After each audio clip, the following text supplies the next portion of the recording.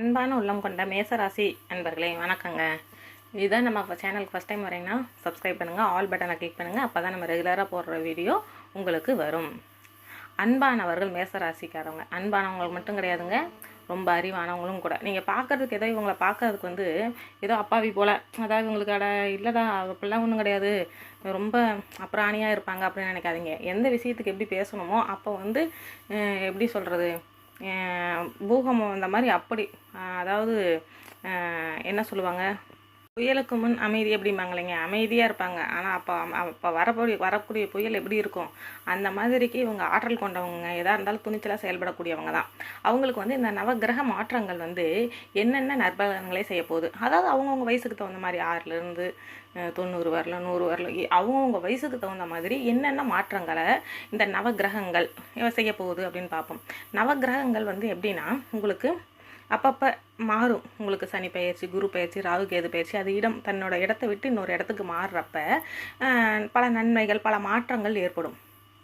அப்படி மாற்றங்கள் ஒவ்வொரு ராசிக்கு ஏற்பட போகுது. அதில் மேச ராசிக்கு எப்படி இருக்குதுன்னு பார்க்கலாங்க. உங்களுக்கு அதாவது சின்ன வயசில் இருக்கிறவங்களுக்கு எந்த கஷ்டம் இல்லை, பெரியவங்களுக்கு கஷ்டம் அப்படி கிடையாதுங்க. அந்தந்த வயசுக்குரிய கஷ்டங்கள், பிரச்சனைகள், போட்டிகள், பொறாமைகள் அத்தனையே அனுபவிச்சிருப்பீங்க நீங்கள். உங்களுக்கு இனி வரக்கூடிய காலம் பொற்காலமாக இருக்க போதுங்க. அந்த காலத்தை நம்ம எப்பயுமே சரியாக பயன்படுத்திக்கணுங்க.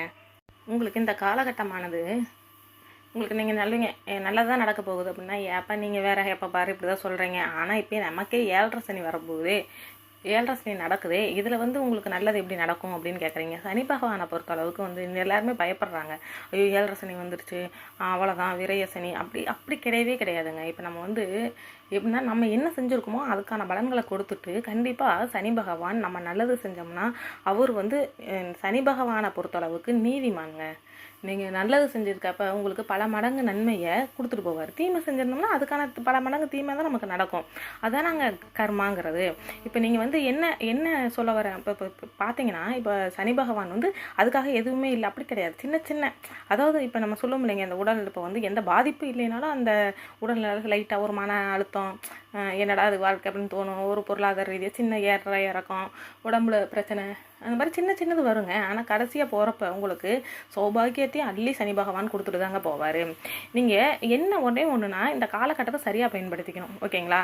புதிய முயற்சிகள் எதுவுமே ஈடுபடாமல் இருக்கிறத நல்லா சரியாக பயன்படுத்தும். இன்னும் ஒரு 7 வருஷத்துக்கு நீங்கள் வேறு எந்த புதிய முயற்சியை அதை ட்ரை பண்ணி அதில் ஏதாவது பண்ணலாம், இல்லை ஒருத்தவங்க சொல்கிறாங்க அதை முயற்சி பண்ணி ஏதாவது செய்யலாம் அப்படிங்கிறதுல ஈடுபட வேண்டாம். அது அதனால் பாதிப்பு ஏற்படும்னு சொல்ல வரல. ஆனால் கொஞ்சம் நம்ம அவேர்னஸ் இல்லாமல் கேர்லெஸ்ஸாக